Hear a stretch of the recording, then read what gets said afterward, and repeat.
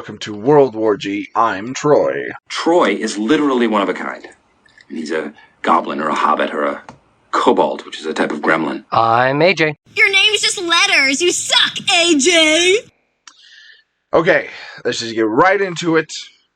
Don't have time to waste. Don't have time to screw around.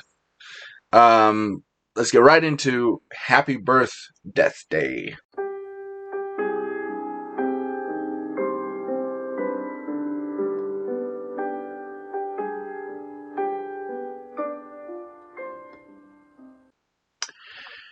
So, this segment where we talk about people of note that were born today and also died today. That AJ might or might not know. See if AJ knows any of them. The birthdays, if people were betting on this... I'm going to have better success on birthdays than deaths? Okay. Yeah. I know there's actually, you can place bets in Vegas. There's odds on whether I'll know these people or not. There is, yeah. It's a very off-the-strip betting place. Yeah. It's kind of like in the middle of the desert. You gotta kind of know where it is, but it's there. They do have, a thing, they have some obscure bets, who's going to win the coin toss in the Super Bowl, as well as what color of Gatorade's going to be dumped on the winning team's coach's head. Right. Yeah, there's some random-ass bets, so I'm sure... They probably have this one here as well. Sure, somewhere. Yeah. Somebody's betting on it. All right. So, born on this day, 2/22. Which, by the way, it's 2/22/22, by the way. That's awesome. February 22nd. Born on this day in 1732, George Washington. Former president. Yeah. Although there are so many different, things about George Washington that we were taught as children that aren't actually true. Not true. No. Yeah. Whole cherry tree thing. No. Teeth. No. Yeah. All right. Born on this day, 1929. James Hong.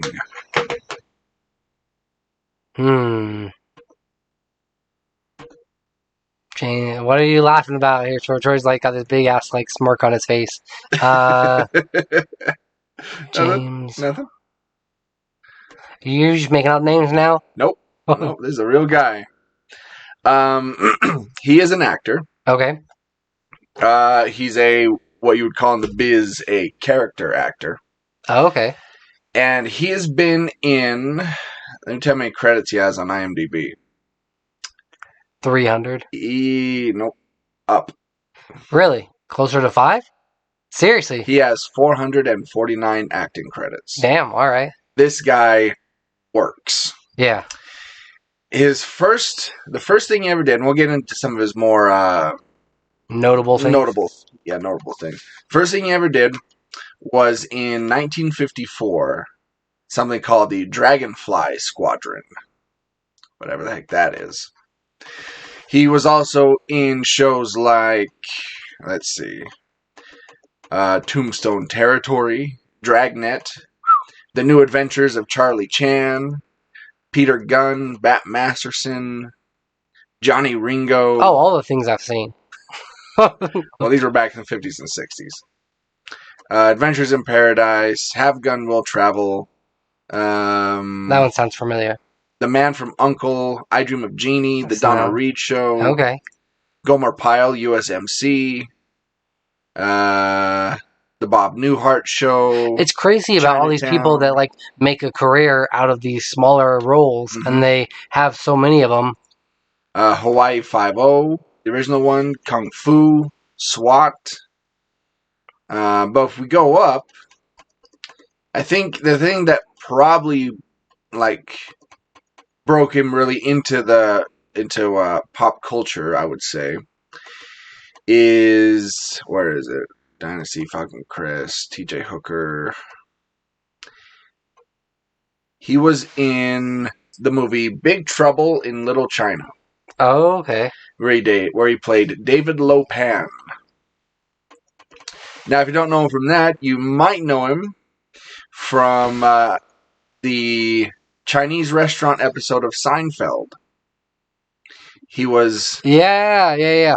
Seinfeld, fuck! That's him. He was in Tango and Cash. He was in MacGyver. He was in Doogie Howser. He was in... Wow. I can just keep going. The X-Files, going and going and going. If you have kids, you'll know him as Poe's duck dad from Kung Fu Panda. Oh, all right. He's also him. He does a lot of voiceover work. He does movies, television, animation. He does everything. Such a great movie. He's one of those guys that just... He takes pretty much any role he's given. Yeah. And does it well. Yeah. Like a Samuel L. Jackson. Like, any role he'll take. Like a better Nicolas Cage. Yeah. Okay, born on this day in 1950, Julius Irving. Julius Irving. You might know him better by his nickname that people gave him. Dr. J. Oh, yeah, okay. Yeah. 11-time NBA All-Star. Born on this day in 1962, Steve Irwin. The television star from Crocodile. What's his? Oh my hell! You're close. Yeah, hold on. The Crocodile Hunter? No. Yes. Yeah. Okay. Yep, the Crocodile Hunter. Born on this day. And it was wasn't it a stingray? Yeah. That took him out. Yeah. Of all the animals. Right. Yeah. Born on this day, 1975, Drew Barrymore. I am watching a TV show with her in it right now, Yellow Jackets. It's on Showtime. I've heard that's good. Yeah. I'm only 2 episodes in, but I'm kind of hooked. It's about a bunch of girls that are they're state champions, soccer champions, and they get their plane crashes, and they do some pretty messed up things to survive. It kind of reminds me a little bit of Lord of the Flies. Anything, you can kind of see who's going to be allies. Yeah. Because they're doing they keep jumping back, before 2000s, back when they were all in high school. So you can kind of see, oh, okay, these people are going to team up and this is going to happen here. But it's pretty dark, but it's really good. Is Drew Barrymore in it? Because I'm looking at the cast and I don't see it. Isn't it her? No. I swear. There's Christina Ricci, Juliette Lewis. Drew Barrymore, wasn't she also in that one cannibal show? She was in the Santa Clarita Diet. Yes, yeah. She was also in, of course, E.T., Charlie's Angels. I swear. Well, 51st Scream, Dates. 51st Dates. Charlie's Angels. I'm not seeing her in the cast. I thought she was, for sure. Not that I Maybe see not, it. but I haven't finished it just yet. I'll have a full review when I actually do, but Okay. yeah, it's really good. All right. All right, let's move on to those who died today. Died on this day in... Oh, I didn't write it down. Shoot. It was 1600 and something. Amerigo Vespucci. Amerigo Vespucci. Buongiorno, principesse. Hey, make you a nice pizza. Make you a nice pizza pie. It's gonna be so good. Amerigo Vespucci. An Italian gentleman, but I Such a don't good know. boy. How come you never come around anymore? No? Okay, no. You're literally living in the country that was named after him. Really? Amerigo. America. Yeah. Wow. All right. He was actually the guy that discovered, quote unquote, America. Even though the Native Americans were already here, Right. regardless. Which Yeah, it was him. It was Amerigo. is weird because they had reservations, right? Also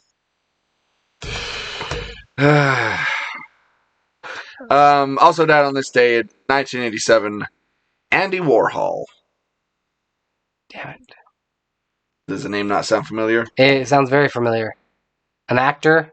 Nope. Damn it. I wish I could blame it on podcast brain, but this is just me, like, not knowing. Not knowing. Like, damn, podcast brain again. Like, if you had to ask me before the episode, I could have told you. No, it's just not knowing. He was a painter. He was a pop artist. Okay.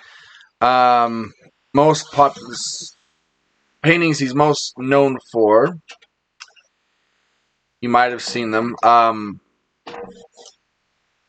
This one. Oh, yes. Yeah. The Marilyn Monroe with the 4. It's basically the same picture, but it was colored different. Right. He was also known for his Didn't he do a lot Campbell of, like, soup. pointillism kind of stuff almost? No. Well, where it's got, like, a lot of dots all over. No, not really. Hmm. I mean, I don't know if you would call it. It's not pointillism, but it's like whatever. What is that style? It almost called? looks like old comic books. Okay. Yeah. How they had the like little paint dots that you could see. Yeah. Other one he's really known for is his painting of a Campbell's soup can. Yeah. Yeah. which you can buy it for the low price. Andy Warhol Campbell's soup chicken noodle from 1968. You can buy it for the low price of $89,000. Damn. For a painting of Campbell's soup. You need to paint a picture of like a Pepsi can. I guess so. Right? Yeah. Something. Or I guess like if you become really famous as far as artwork goes, then you can do something like that, and because it's got the name attached to it, right, it bumps it up. Yeah. Speaking of which, quick tangent. Yes. So the GF and I are getting new tattoos done. Right. On the 1st, actually. Face tattoos. Yeah. I'm getting half a snake done. Half of my face. It's gonna be awesome. Getting some gauges as well. Yeah. Getting like a nose stud and everything. Gonna be awesome. Do you already know what you're getting? Yes. Okay. Yep. Did you design them? No. Oh. No. Anyway, so we're gonna go get some new tattoos done, getting some ink done, and I hear they're addicting, dude. Because you already have the Beatles one. They are. I mean, I have 1, 2, 3. This will be my 4th tattoo. Okay. Yeah. So we've been watching Ink Master. Right. It's one of our favorite shows. We love sitting down and watching it. It's right up there with those cooking shows. Yeah. That you just like, you get so enthralled by them. Mm-hmm. Yeah. And we like to sit there and critique the tattoos and be like, why'd that guy get eliminated? His tattoo was so much better. Anyway, there was a guy on there. His tattoo name is Sausage. Okay. Yeah.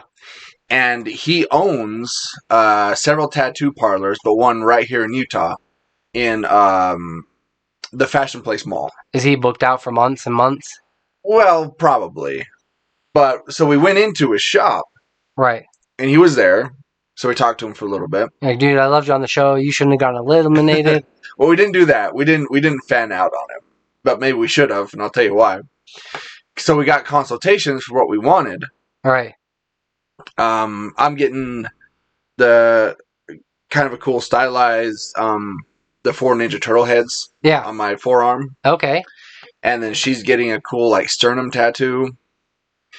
And so we were getting consultations, and the artist tells me, "Oh, it'll be about just for mine. Yeah. But between $300 and $350. Oh, okay. Like, damn, all right.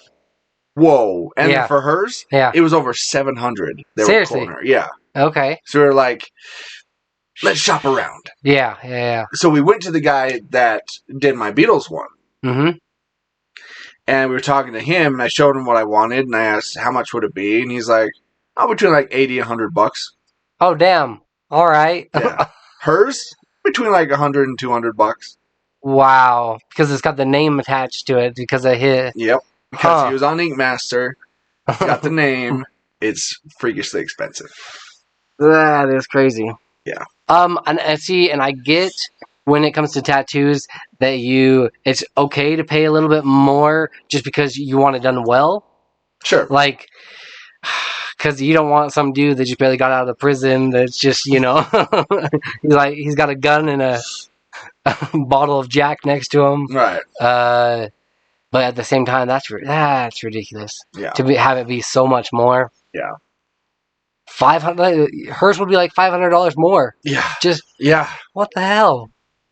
Yeah. So this time next week, I'll have some new tattoos on me. I did have to poke fun at one of my coworkers. He got this huge tattoo, and like it was an arrow that was pointing down, and then it had a compass underneath it. Yeah. Typical tattoo. Sure. And he's moving to Ohio, and his best friend got the same one.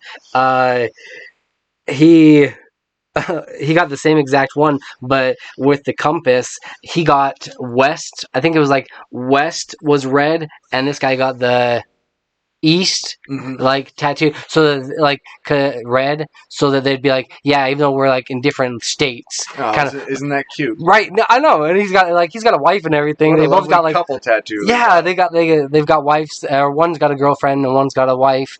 And I was just like laughing about that. And I'm like, damn, I love Troy like a brother, but like, there's no way in hell I'm getting a matching tattoo with him. Like if I moved away or something. Yeah. Sure. I'm sorry, Troy. Sure. It's not happening. That's fine. But that's actually what I'm getting there. Oh wow, okay.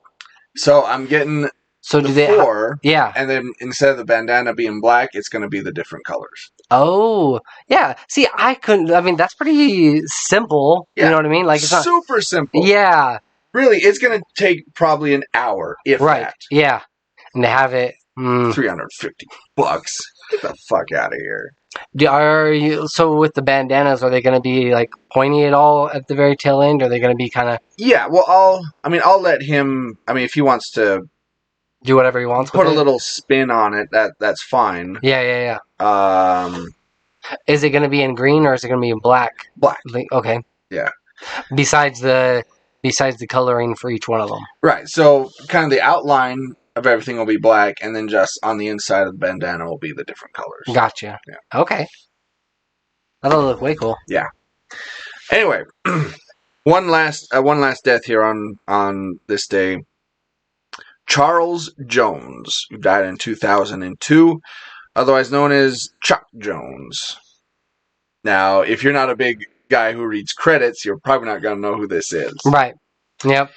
He was a famous American animator who came up and did animation for little characters called Daffy Duck, Bugs Bunny, Porky Pig. They sound familiar. Yeah. Yosemite Sam. Oh, wow. Yeah, he worked on Looney Tunes. Very famous in the world of animation. He died on this day in 2002 at the age of 89. So there you go. All right. Let's get to this week in Geek. This week in Geek.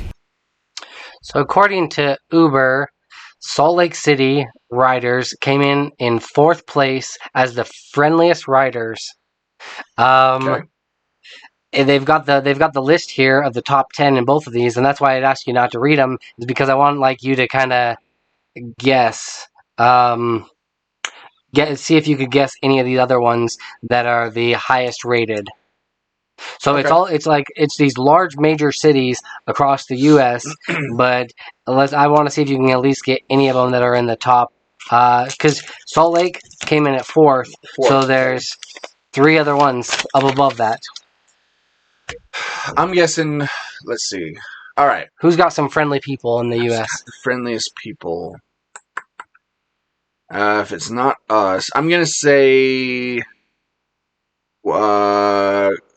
Can I get just the state? Will that count? Yeah, that's fine. All right. I'm gonna say Washington.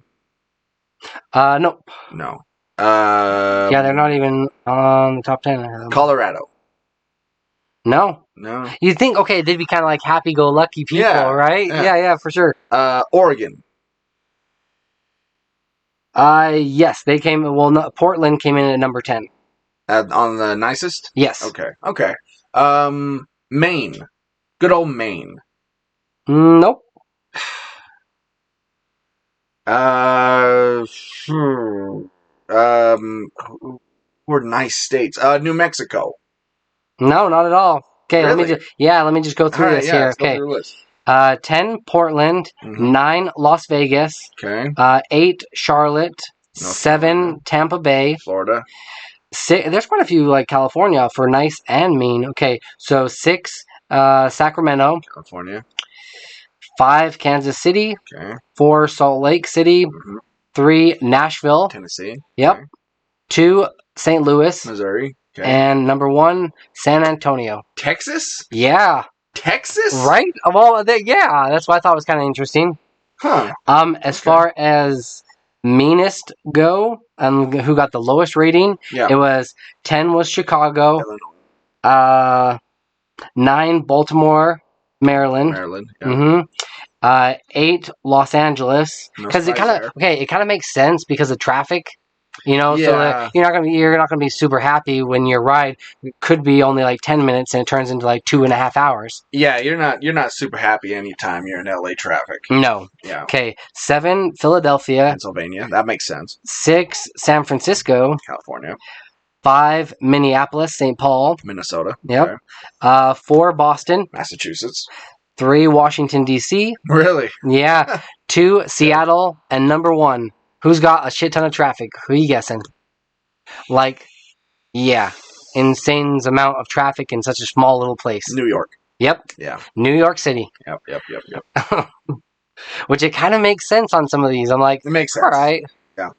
Yeah, but Uber, they just compiled this. This was their 2022 census that they did, and we're at number 4 as far as friendliest go. I guess that makes sense because we're not like, even like in downtown Salt Lake, it's not like super congested. Like there's not a lot of road rage that goes on.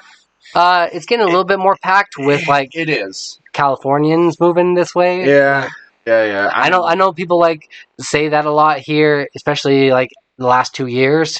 But it's kind of true because there's a lot of California plates. Yeah. When for work, I'm in Salt Lake a lot. Yeah. Lately, and it's You do not want to be there in the morning or around like 5 o'clock. Yeah. You just want to get the hell out of there. Yeah. There all day. Anyway, that's interesting. Okay. Yeah. Texas. I'm really surprised by that. I mean, not to cast, stereotypes or dispersions on a Texas, but I'm going to anyway. They don't have the best reputation of being kind people. That's all I'm saying. Maybe San Antonio's different. I don't know. Yeah. I've never been there. Yeah. Anyway. All right. So I love me a good fossil story. I've brought several fossil stories. At least once a month. Yeah. I find it really interesting. I think in another life I could have been a paleontologist. It all stems from you watching Jurassic Park as a child. Jurassic Park and Ross Geller from Friends. Yeah. So paleontologists in Australia have discovered a new species of crocodile. I mean, first of all, that right there, a new species of crocodile. That's awesome. Number 1. And number 2, that could have eaten a dinosaur for its last meal around 95 million years ago. Wow. The Daily Star reported that the fossilized crocodile, dubbed the Broken Dinosaur Killer. Damn. That's a badass name. Yeah. Was uncovered on a sheep station in outback Queensland. The team was astonished to find partial remains of a young ornithopod. Yeah. Anemone. Pod dinosaur inside the stomach of the fossilized crocodile. Cool. I keep getting like flashbacks of like Lake Placid kind of vibes, right? Yeah. But that's crazy that it could like take down a dinosaur. Well, if you look at the fossil in the picture, like the head looks really cool because on the end of its snout, it's like hooked, Right. which is really interesting. It kind of has like a snapping turtle kind of, Yeah, right, vibes. yeah, I think that's really cool. Anyway, So Peacemaker creator James Gunn confirms the DC series is coming back for a second season ahead of the season finale, which Troy still needs to watch. yeah, I'll it's- watch it today. It's pretty damn good. Yeah. It's worth a watch, and this is one of those shows that I think it should know how long it should be ahead of time. I would say like no more than like 4 or 5 seasons, because they can go on different missions every Yeah. single time. But yeah, you can. I think it should know its Yeah. limitations. I would say 2 seasons would be fine. 3 seasons might be just about perfect. I'd say any more than that, and you're just Yeah, just milking it. cashing checks. Yeah, At that point, yeah. like a big alien cow. You just be milking it. Yeah, this is what he had to say exactly. That's right, Peacemaker is coming back for season 2, thanks to Peter Safran, John Cena. Which John Cena, by the way, he is the perfect person for this role. Perfect. He was born for this role. Yep. And I think this is going to translate or help him out as far as like getting jobs when it comes to movies. Oh, for sure. Right? I could honestly see for the next couple of years John Cena like completely giving up the whole wrestling thing for now, and which I thought was really funny, and we talked about this like last episode or one before, that he was giving The Rock so much shit for like just coming back every once in a while, but then he's like being a part-timer. Yeah, but now he's just like, I can see you have to put in a lot of time and effort into these like movie roles. Yeah. And yeah, I can see it being like, I know it's the year of the tiger, but it could probably be the year of John Cena, 2022, 2023. The year of the Cena. Nice, I like it. Yeah. Now he's whereas The Rock is more like your action guy, like super like The Rock is like the next Schwarzenegger Stallone, right? Yes. Whereas John Cena, yeah, he's big, but he does comedy so much better. Right, he does. Right? Mm-hmm. Like he's a good comedic action star, like a Bruce Willis or somebody like that. Okay, yeah. Where you can do action, but you can also hit the comedic beats too. Mm-hmm. Yeah. Oh, for sure. But I thought that was pretty cool that they already, before the last episode debuted, they're already announcing a season 2. I mean, it makes sense. I mean, the show is a massive hit. So, Oh, it is. Yeah. Apparently, James Gunn just got engaged to the actress who plays Harcourt. Really? Yeah. Oh, wow. Okay. Apparently, they were dating and just got engaged. That's awesome. Keeping in the DC realm, a Wonder Twins movie is in development from the Black Adam writer. Huh. So Warner Brothers is developing a Wonder Twins movie for the DC Extended Universe with Black Adam's writer.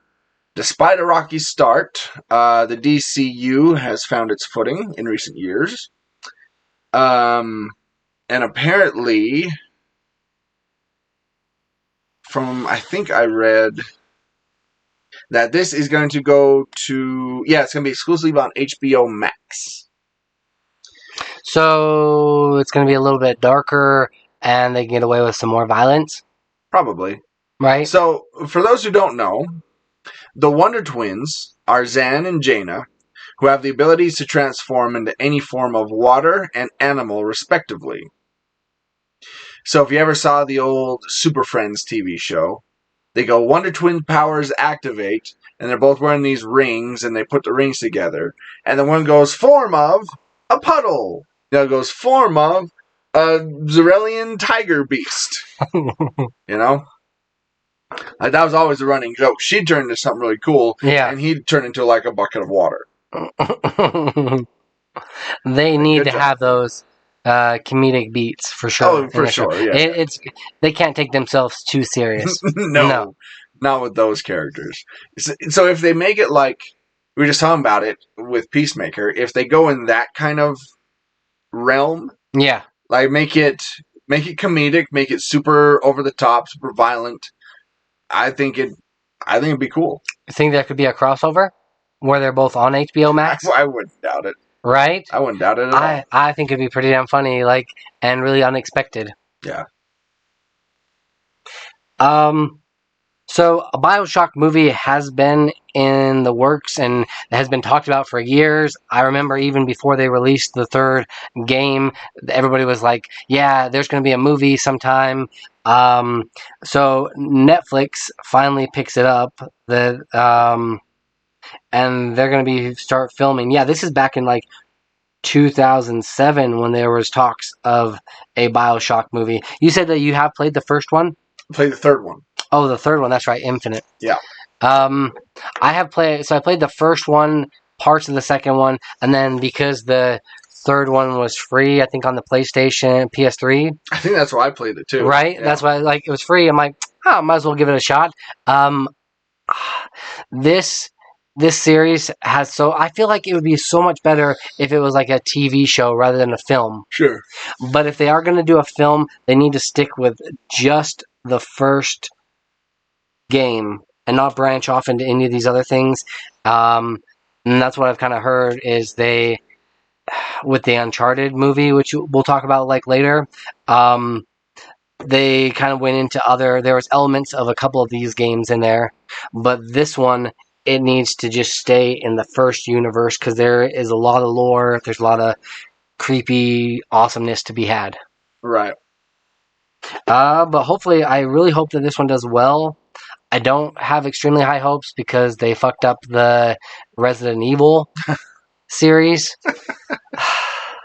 I don't know why video games are so hard to adapt into movies or TV shows. Probably the stuff is there. The lore is there. The story is there. Just do that. Yes. You know? Do it all over again, just live action. Yeah. Yeah. Don't try to make something, I want to be new. I want to like come bring something else to the table. No. Do what's there. Hire the writers who wrote the game. Right. And just do that. Like it's not complicated. No. They make it way more difficult than it needs to be. So that's why I don't have super high hopes for this.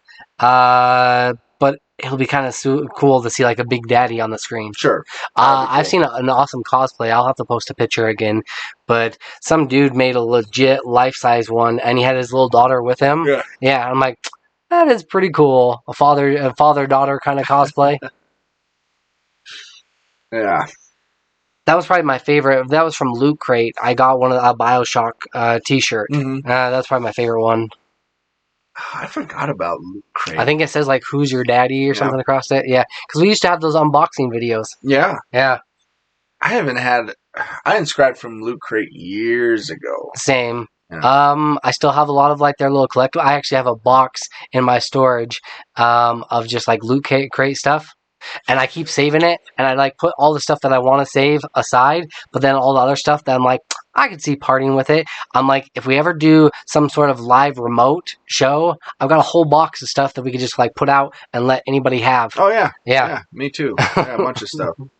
And like just give them away, or have somebody like spin a wheel for a prize. Yeah. If we get a booth at Comic-Con or one like even Gaming Con, where it might be a little less expensive, pass out cards, let them spin for a prize. Yeah, it's not a bad idea. Right? It's either get a piece of candy or get a bigger prize. Pick from whatever we got. All right. So don't sleep on Paramount Plus, because there's a bunch of stuff, or Paramount in general, because there's a bunch of stuff that they've just announced that's coming that I think, for us specifically, gonna be really cool. Okay. So, Paramount Pictures just dropped enough news to fill a whole year's worth of Hall H Comic-Con panels. So here's how it broke down. Obviously, we know there's a lot of Star Trek on Paramount, but the state of the theatrical film has been up in the air for a while, or no more. Deadline broke the news that JJ Abrams confirmed that a new Star Trek film is likely to start filming later this year with the original cast. So with Chris Pine, Zachary Quinto, Zoe Saldana, they're all coming back. Oh, wow.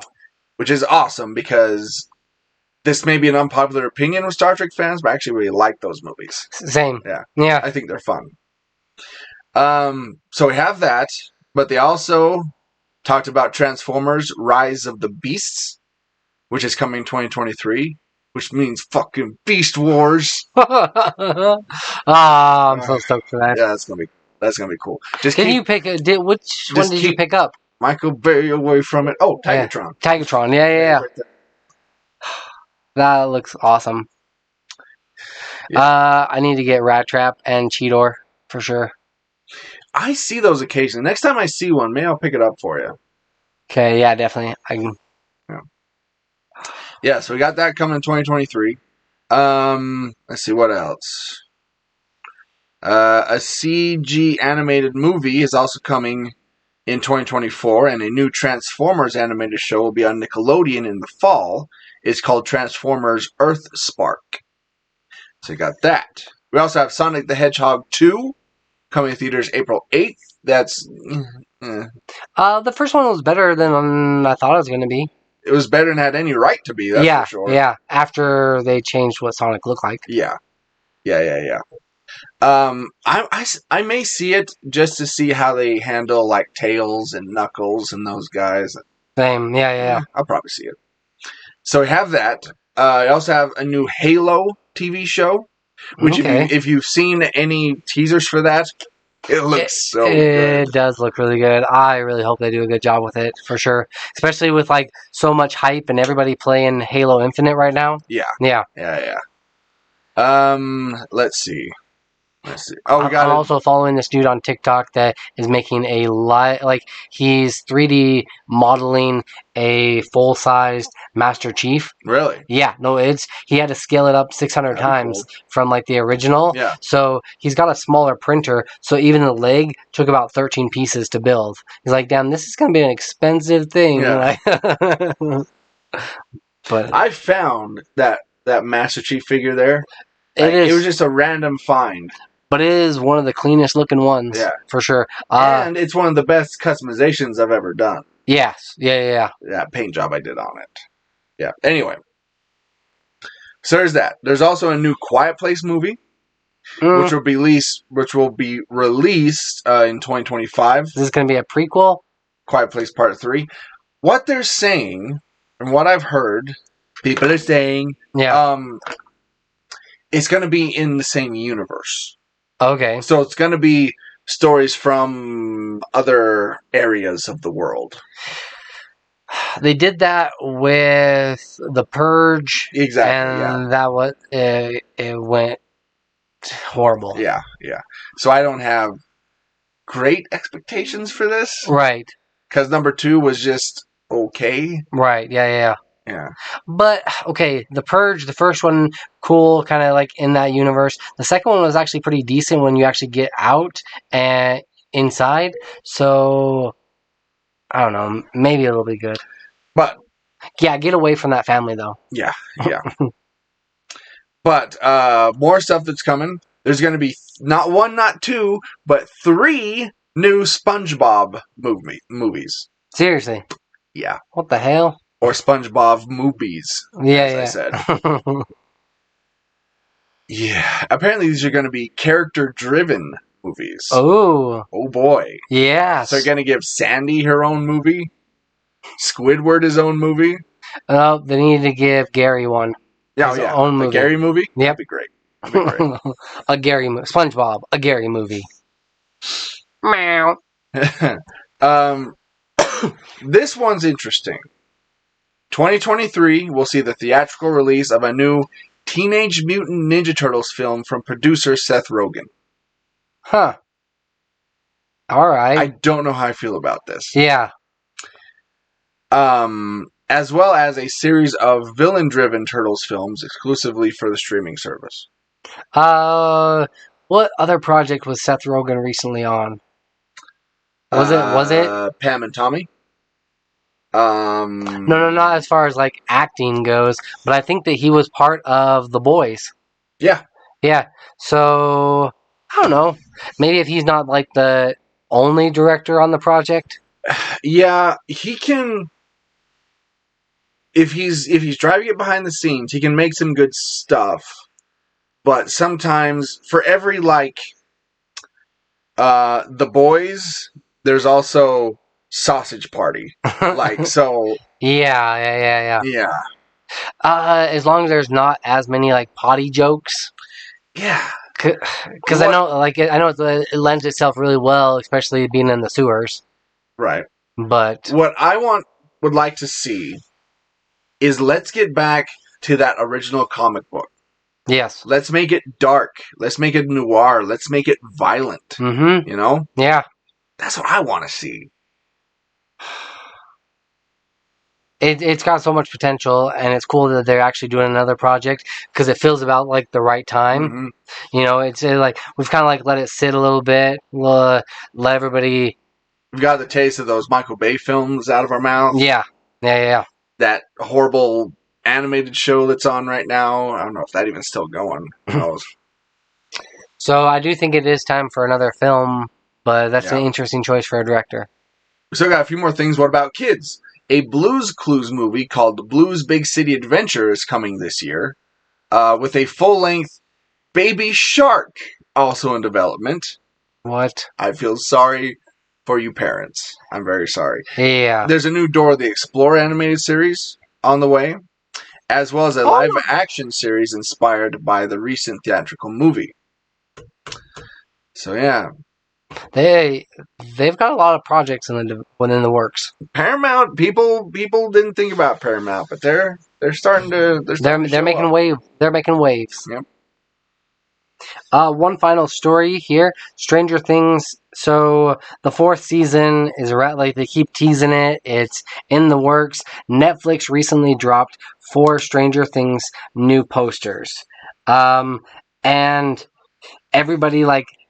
Whenever something like this happens, everybody's like picking apart the details and trying to figure it out and trying to figure the direction that they're going with this new season. But it looks kind of interesting because with these 4 posters, each one of them, like, it's got the whole cast and crew, but they have some interesting team ups. You know, it does look like 11. She's off on her own. Then you've got Harper, he's there with, it looks like some Russians or somebody. But the cool thing, and I'll have to show you a picture of this, but when you actually put all 4 of them together, it does make kind of an interesting, you have to zoom in there, but kind of an interesting poster of the Upside Down. Yeah. But people are speculating there's going to be some sort of another big bad that they're going to have to take on. Mm-hmm. But I believe this might be the last season. I think it is, yeah. I think that's what they were saying. Which I think it's rightfully so. I don't really want to see these guys like the high school or the college years. No, yeah, it's time. It is, for sure. It's time to end it. That's okay. The shitty thing is I've kind of like, the first 3 seasons have kind of blended together a little bit. Mm-hmm. And I remember bits and pieces of them. But I almost feel like I have to go back and watch it before the 4th season. I was going to say, yeah, I might do that myself. Okay, so the first season, they're trying to get their buddy back, right? Right. The whole entire time. Right. The second... Yep. The Upside Down with the Christmas lights and everything. With the alphabet, yeah. Yep. Okay, season 2? Season 2? Was that what the... See, this is where it starts to get blurry. Well, okay, season 3 was the Russians. And the mall. Season 2 was Sean Astin. Yes. In the school. Yep. Yep. That was that one. And then also, what about were they the dog creatures? I think so. Yeah. Also, I think season 2 is the one that had Cary Elwes from The Princess Bride. I think he was the mayor. Mm-hmm. I think that was season 2 as well. Was that season 2 or season 3? Because season 3 was in the mall. And the Russians. I want to say it was See, that's what I'm saying, dude. Like, they get all, like, meshed up and...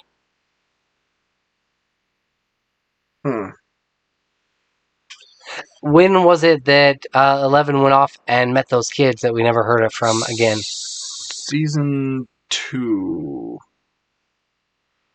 Okay, no, you're right. Cary Elwes was in season 3. Okay. Yeah, you're right. You're right. I think the kids... The little creepy brat pack there was season 2? Right? Yeah. Now it's like trying to remember all of them. Yeah. Shoot. Because thanks to COVID, like, it kind of got pushed back. Yeah. Yeah.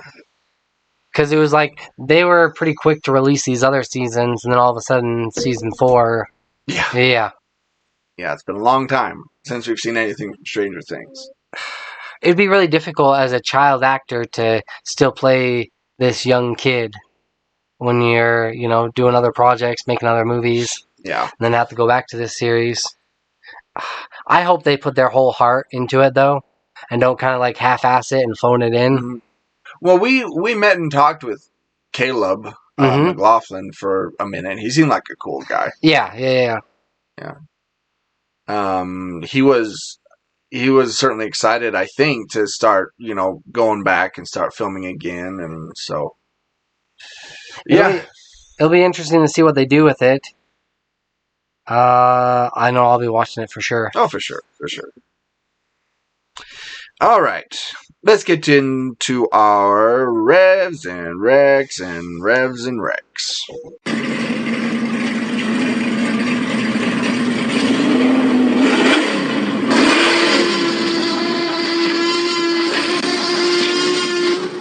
Oh, we've got a ton of them today. We got a lot.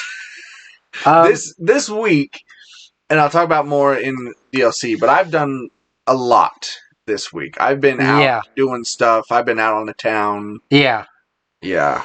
So one of the films, like one of the TV shows that I just finished up the other day, it's The Legend of Vox Machina. Are we doing Moonfall first? Oh, yeah, you're absolutely right. Yeah. Sorry. No, Nickelodeon. Yeah. Nickelodeon, yep. See, we've got so many of them. We can't keep it straight. Yeah. So, I was on Hulu, just looking for something to watch, and I came across this little documentary called The Orange Years, the Nickelodeon story. So, I thought, awesome. Let's click on that.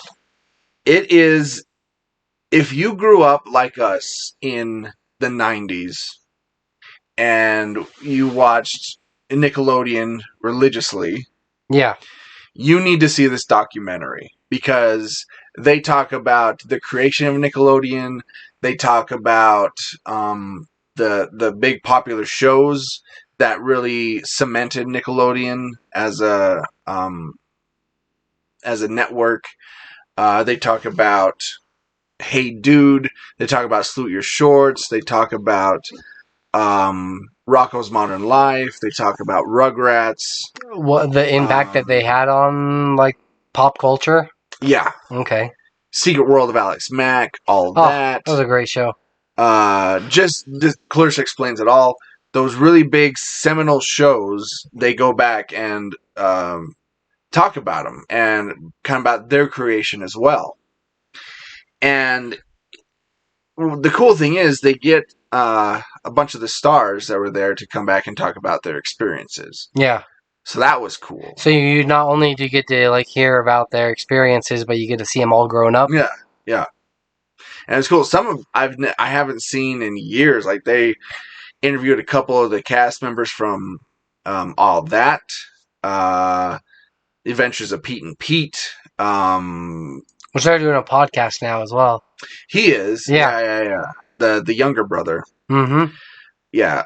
Pete. Yeah, Pete. Not Pete, but Pete. Yeah. Which, if you've never seen, just real quick, if you've never seen The Adventures of Pete and Pete, go back and watch it. It's weird. Yeah. It was certainly ahead of its time. It's a crazy TV show. Anyway. But yeah, so if you're like me and you like that nostalgia, if you're a big fan of Nickelodeon, man, go and watch it. It'll give you all the feels. It really will. So out of 5,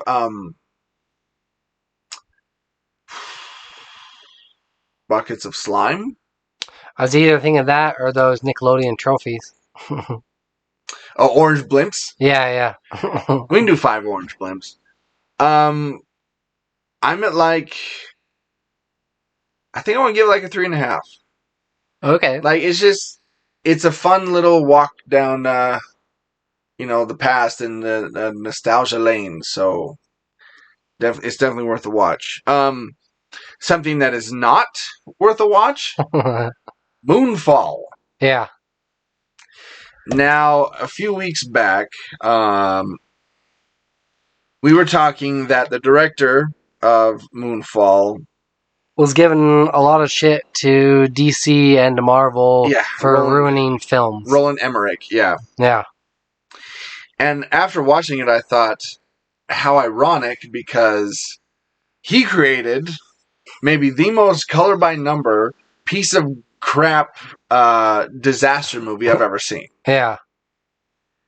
It stars Patrick Wilson, Halle Berry, John Bradley, who you'll know as Sam from Game of Thrones. Yes. Donald Sutherland, Michael Pena. It's got a good cast. It's got a great cast. Yeah. Unfortunately, it's directed by Roland Emmerich. Yeah. And it has a terrible script. So, the plot of this movie is the moon has fallen out of orbit. And the closer it's going to get to Earth, pieces are going to start falling off and start destroying the planet. And so it's up to former astronauts Patrick Wilson and Halle Berry. And I swear I've seen this movie before. Yeah. When it was called Armageddon? Yeah. Yeah. To go to the moon and try and figure out what's going on. Because there's also an alien element to it as well. Ooh. Yeah. And so, towards the end of the movie, it breaks off into two stories. You got them on the moon and them on the ground. And neither is all that interesting. Now, I will say this stuff, when they do get to the moon, is kind of cool. It does all of a sudden spin into like this super like sci-fi film. Yeah. Which is kind of cool. Does it have a problem knowing what it is? Yes. Okay. That's the other problem. It was all spectacle. It had nothing to do with characters or story. It was just all spectacle. Yeah. And it's a movie that you're not gonna remember. Like a few years from now, if somebody's gonna ask me, "Do you see Moonfall?" I'll say, "I don't think so." Then they show me and be like, "Oh, did I see that?" Yeah. I think I might have. Yeah, honestly, don't waste your time.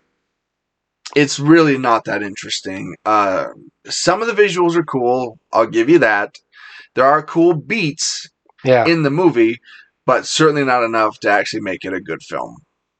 So I'm giving it, out of 5 moons, yes, I'm giving it like 1.5. Oh, wow. Okay. Yeah. It's just not worth your time.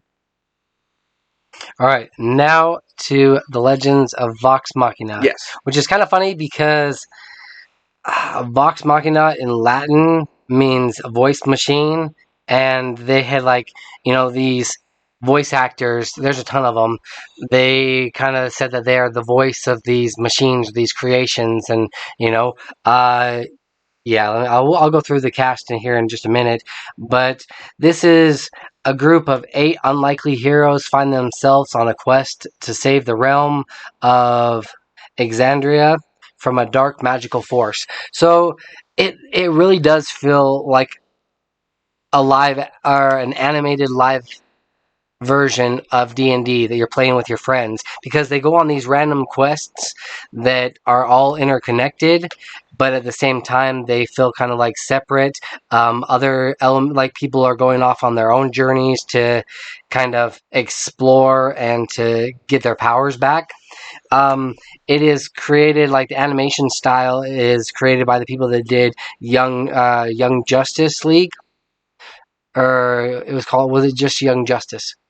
The Justice League animated Young Justice. Yeah. Those guys. So visually, it's impressive, and there is one of the coolest fight scenes at the end of the film that I've seen, like in a live act or in an animated film in like some time.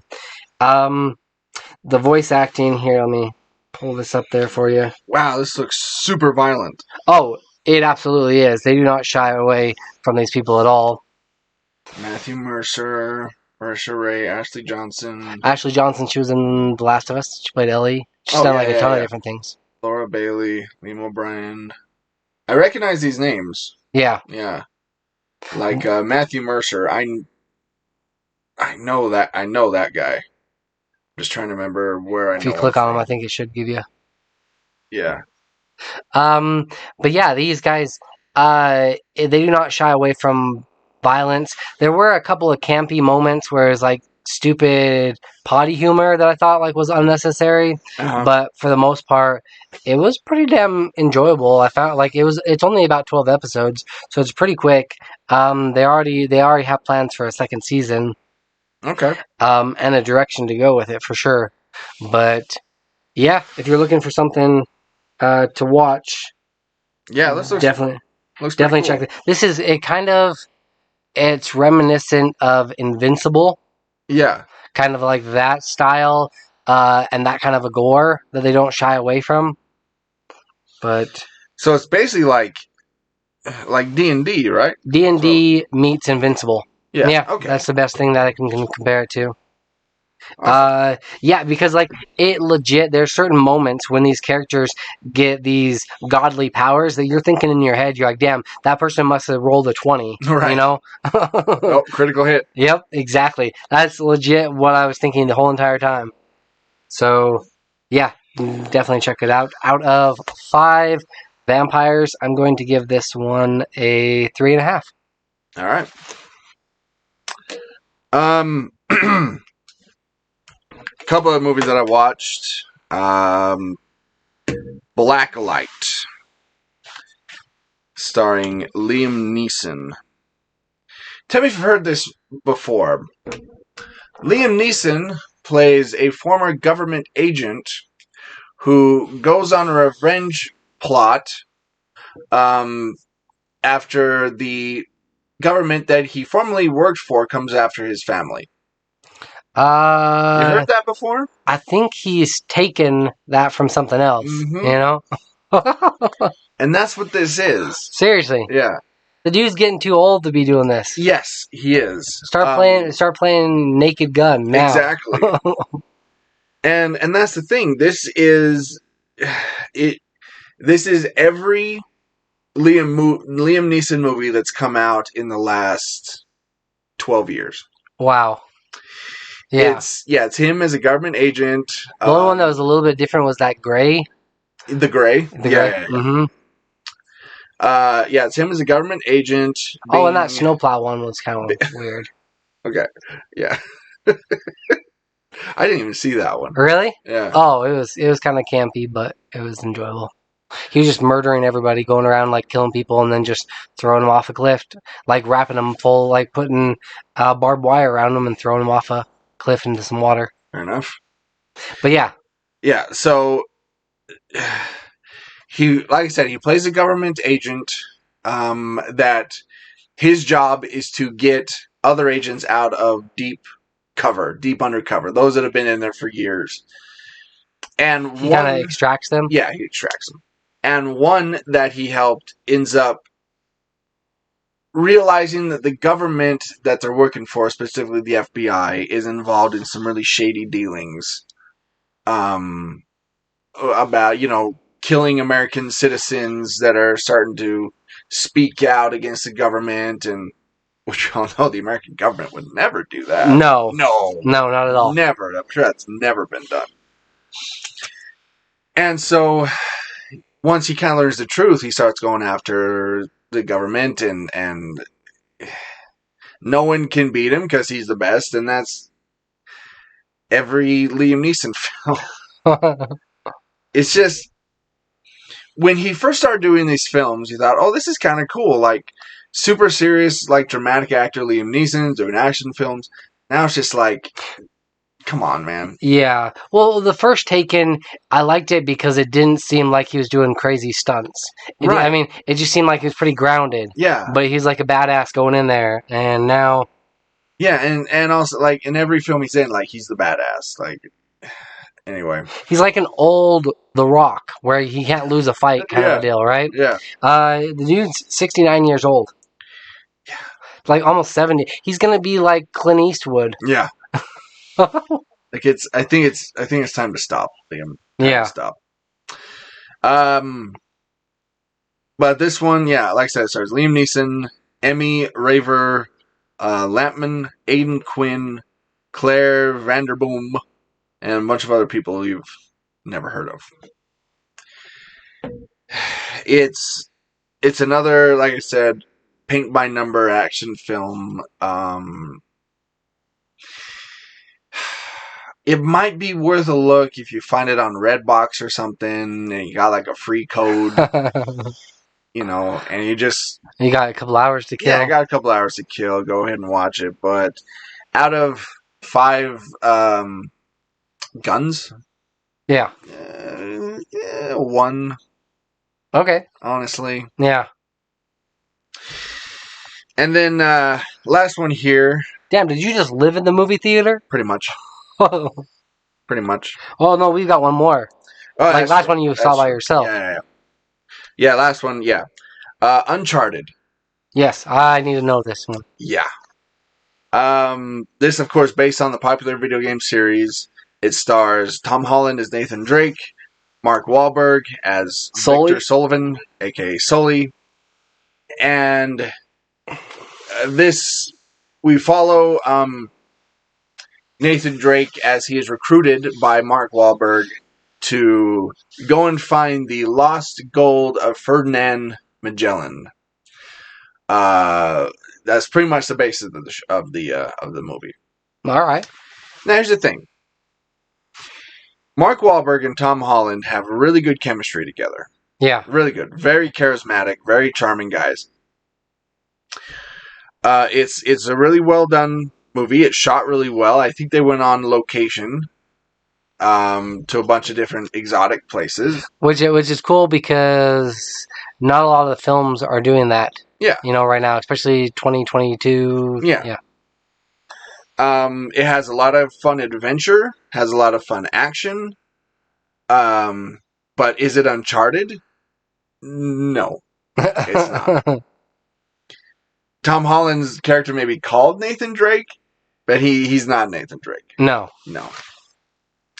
Mark Wahlberg's character may be called Victor Sully, but he's not Sully. He's just not. Yeah. So if you take the Unchartedness out of it and just look at it as an adventure film, I think you'll enjoy it. Damn it. And I don't know if I can separate that because Well, I've played all 4 games and the DLC. So have I. Yeah. But if you just compare it to the Uncharted video games and everything, I think you might be disappointed. Without spoiling anything, because I think that it is going to get another film. They set it up for a sequel, yeah. Is it, like, without spoiling what it is it kind of cool what happens towards the end? How they set it up? Since you played the video games? One of my friends, that's what she said. She said she didn't want to spoil anything, but she's just like, I like what they did at the very end, and they definitely set it up for another one. I'm trying to... It's been so long since I played the games. Yeah. Oh, I went back just recently because I had Nolan North sign my copy. Mm-hmm. So I'm like, damn it, I gotta play this whole collection. So I went back and played all 3 of them from start to finish, and then I haven't played the 4th or Lost Legacy yet. Speaking of Nolan North, he's in the film. Nuh-uh. Yeah. Oh my hell. That's a very brief cameo. Yeah. And I thought... Oh, they had to throw him in there. Yeah.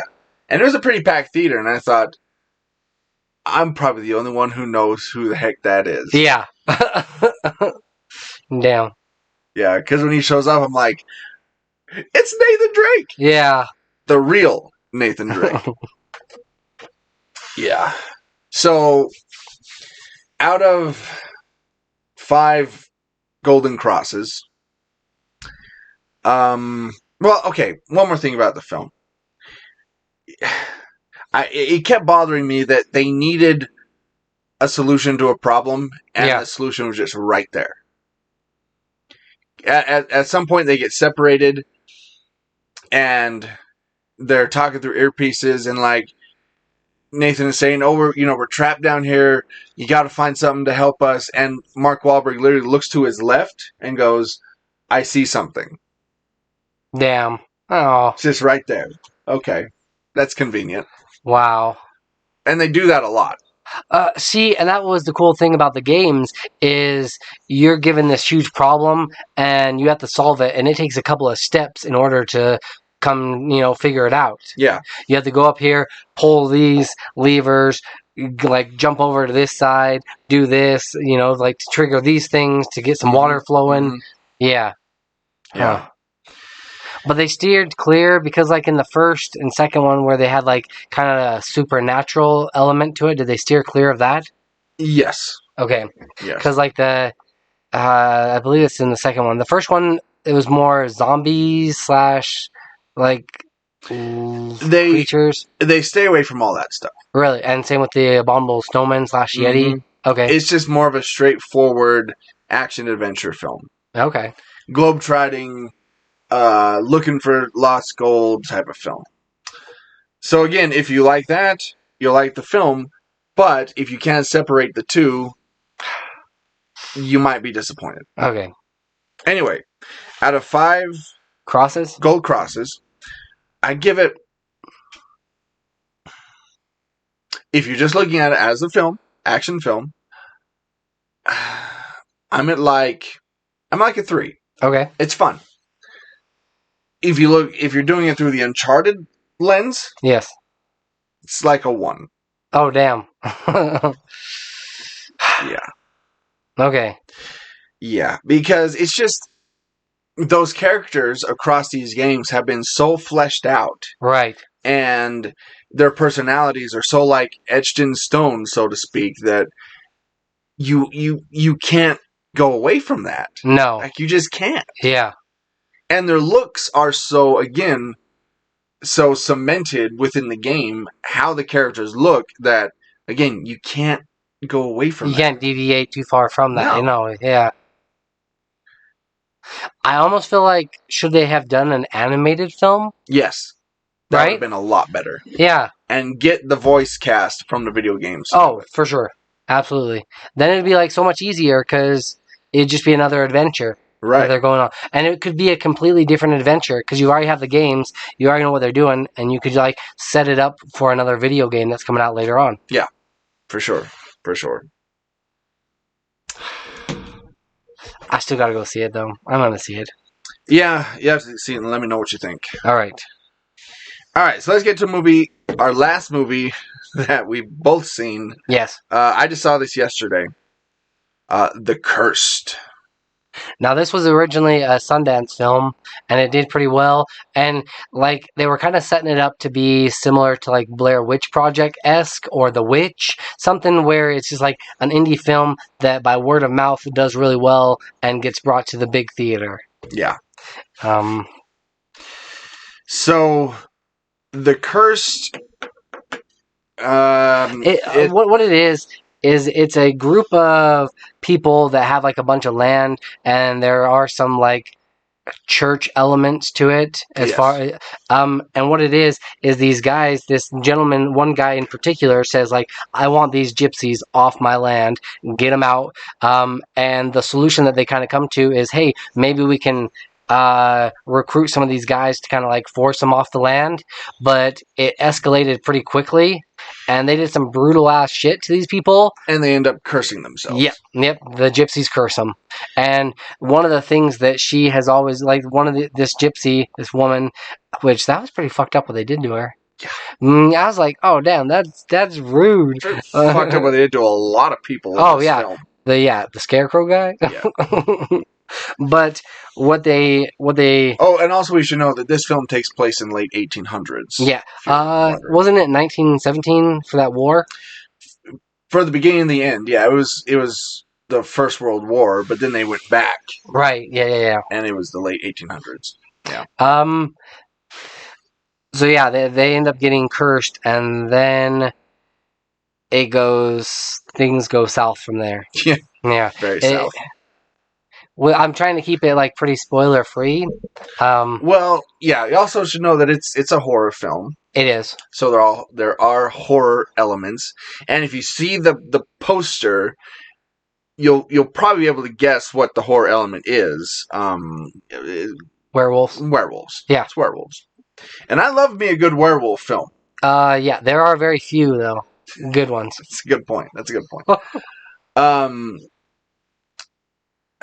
I didn't mind this movie. I found myself enjoying it. Yeah. I don't think it's one that I'll ever go back and revisit. Neither will I, no. I feel like But I've seen everything that I need to see with it. I like the ideas that it had in it. Like, I So liked... the location I thought was phenomenal, and Yeah. some of like visually when those guys are taking their horses with torches and they have dogs chasing behind them, Mhm. that looked pretty damn Cool. cool. Yeah, like visually they did a phenomenal job with like the budget that they had. Yeah. They knocked it out of the park. I wasn't a huge fan of the werewolves. What they look No. like. I know they went kind of a little bit different with how they get formed and created. Yeah. And that was pretty gnarly where that was he's interesting. cutting one open. Yeah. Yeah. But It wasn't all that scary either. no, it wasn't. I was It expecting wasn't. like it was pretty straightforward with like jump scares and you hear something but when they were making their way from the one house to the church, that was kind of creepy because you're only given like either a lantern or a torch. Yeah. That's your source of light, like for everybody. So I liked that aspect. Yeah, I also like that they never really showed like full on like werewolf shot. Like, you do see them. You kind of got like a full one when it like that chick that was like putting up laundry, which I was like, what the fuck are you doing? I don't think you really saw like full body. Mm-hmm. Yeah. I don't Yeah, think yeah. so. Not that I remember. Like, Because she looks over and sees like front, chest, side, and the hind legs and stuff. But yeah, for the most part, they kind of like just showed either the front face Mhm. or like you see, there is a couple times where you see a good part of the werewolf, but you never see it like full on. is that what because I'm of saying. budget? Oh yeah, for sure. Yeah, for sure. They kind of look like lichens. Yes. Yeah, hairless lichens. Yeah, they were hairless, which was odd. That was. Yeah, it's like it's almost like you took the werewolf from Harry Potter, Yeah. and then shaved it and painted it white. Like Yeah, kinda that's how pretty it spot looks. on. Yeah. I like the setting though. I'm finding that I really like movies set in the late 1800s. I think that's interesting. Same. Yeah. Yeah. Just because of like, especially like horror films, Yeah. like older horror films like that. But again, it's not going to be a movie that I ever go back to. I'll probably never rewatch. I did like that they also collectively had similar dreams. Yes. That was kind of a Again, cool. They come up with some very interesting ideas. Yes. And they take the werewolf lore and and change it and kind of adapt it and make it their own, but right, where it's like at the same time it just kind of falls pretty flat, and it's a pretty straightforward film. yes. Yeah. So out of 5 werewolf dentures? Yeah. I think for me personally, just because of like I love the location and the different elements that they brought to the table, I think I am still like right in the middle, like a 2.5. Mm-hmm. I would have gone like a little bit higher with like and also the ending kind of brought it down for me a little bit. The ending? Mm-hmm. The ending. Well, like the very ending? Like the last like 10 minutes, like where she's hearing his voice and then boom, the scene in the church. Yeah. I also thought the tags on the beginning and the end that took place in like World War I era, whatever it was. Yeah. Didn't need to be there. No, they really honestly didn't. That whole we connected the two things. Yeah, the big reveal at the end. You're like, okay, okay. Fine. I think they just wanted to like do that one scene with the gas masks. Yeah, that was the whole reason for doing it. Probably. Yeah. Like, hey, this would be kind of cool. Yeah, but really quick, it stars Kelly Riley, Boyd Holbrook, Aine Rose Daly, Alistair Petrie, Amelia Crouch, See, I think a bunch that, of other people you've never heard of. I kind of have a love-hate relationship with Rotten Tomatoes. I think they nailed it perfectly, where the critics were at 74 and then audience was at 54. Yeah. Where it's just like, it had all this hype around it, and a lot of like critics might appreciate it a Well, little bit. I'm sure the critics will love it Yes. for, some of its ideas and the, like you were saying, the locations and the cinematography is all really good. Yeah. But you need a good story as well. Mm-hmm. See, that's why when they say 54, like that's smack dab, like right about at 50%. Yeah. What are you sitting at? I did give it a 2.5. I think I liked it a little better than you did. So I'm gonna give it a 3. Okay. Yeah. Like not a hard hitting 3, but like a soft 3. A soft 3. Ladies.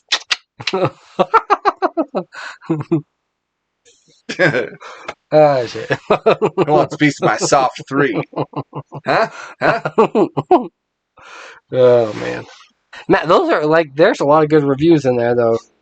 Soft 3, hard 4? Huh? Who wants it? Yeah. I almost made a joke with one of my coworkers earlier today where he's like, man, we got a good deep 3 inches today, like a snow. I'm like, all right, dude. Is that impressive to you? Do you find that impressive? All right, so there you go, kids. I think that's going to wrap it up for this episode. Before we go, though, head over to our DLC. We're going to talk about a few things that happened to us this week. Yes. Specifically, I'm going to talk about arcade etiquette. All right. There are certain rules you need to follow when you're in an arcade, and you should not break those rules. And anyway, so I'm going to talk about that. Also, if you are one of our patrons, I just put out an exclusive Patreon-only Troy's Toys segment. Oh, you will definitely want to check this one out. Yeah. It may be the coolest thing I've ever bought. Like, it really ranks up there. Yes.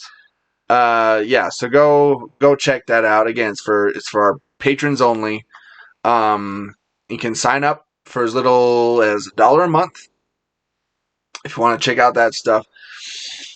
All right. So, here's where you can find us. You can, as I said, find our episodes and DLCs and anything else we throw up at patreon.com/WorldWarG. If you just want to listen to the episodes themselves, our main episodes, you can go to worldwarg.podbean.com. On the social media, you can find us on Facebook at facebook.com/WorldWarG podcast. That's pretty much where we post the most stuff. If you want to find our merchandise, head to shop.spreadshirt.com. You'll find us there. Or just put in World War G in your search engine and hit shopping. You'll find our stuff. You can also email us anytime. Day or night?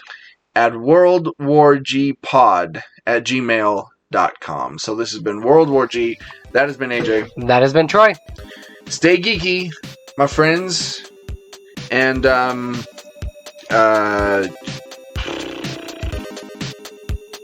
got nothing. Yeah. I don't know. Watch out for, werewolf dentures.